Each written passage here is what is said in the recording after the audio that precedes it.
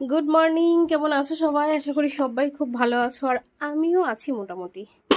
তো যাই হোক, নতুন একটা সকাল, নতুন একটা দিন দিয়ে আজকে আর একটা ছোট্ট ভিডিও তোমাদের সাথে শেয়ার করছি। গোলু, আমার গরুটার শরীর ভালো না, তো আজকে আমি দুপুরে কি কি রান্না, দুপুর তো না মানে সকাল দুপুর দুটো মিলিয়ে তো একবারই খাই জানো। তো কি কি রান্না করেছি চলো সেটাই শেয়ার করি। আজকে যেহেতু সোমবার আর কালকে ষষ্ঠীতে এত মশলা খেয়েছি, আজকে ওই জন্য পুরো প্লেন খাবার রান্না করেছি। এই যে এখানটায় সাদা ভাত, এই যে মুগ ডাল করেছি, আর এইখানটায় আছে কাঁকরোল ভাজি।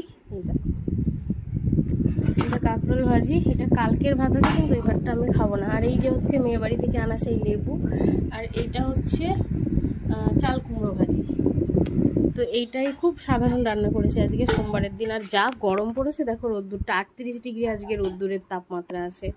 তো ওই জন্যই খুব সাধারণভাবে রান্না করেছি যাতে খেয়ে হজমটা ঠিকঠাক হয়। আর ভাতটাও বেশ সুন্দর ঝরঝরা করেছে, আমার বেশি নরম ভাত হলে ভাল লাগে না। গরমে অবস্থা একেবারেই খারাপ হয়ে গেছে আমার। কাঁকরোল ভাজার মধ্যে যদি একটা আলু দিতাম বেশি ভালো লাগতো। কাঁকরোল ভাজা করেছি কিন্তু আলু দিতে ভুলে গেছি। ভুলেও যায়নি অ্যাকচুয়ালি, আসলে কি বলতো, কাঁকরোলটা একটু বেশিই ছিল, ওই জন্য ভাবলাম যে শুধুই মানে ভাজাটা করি। একটু জিরে ফোড়ন দিয়ে কাঁকরোলটা ভাজা করেছি। কে কে খাবে চলে আসো। খিদে নেই আজকে তেমন একটা,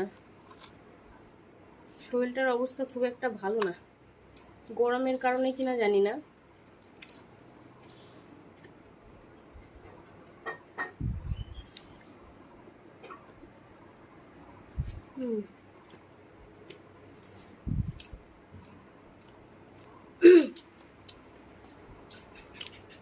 শুধু শুধু একেবারে খারাপ লাগছে না, ভালোই লাগছে। আমি ভাবছি ওর মধ্যে একটু তেতো তেতো লাগে নাকি, কিন্তু না, কারণ উপরের কাটা কাটা যেগুলো ওগুলো কেটে ফেলে দিয়েছিলাম।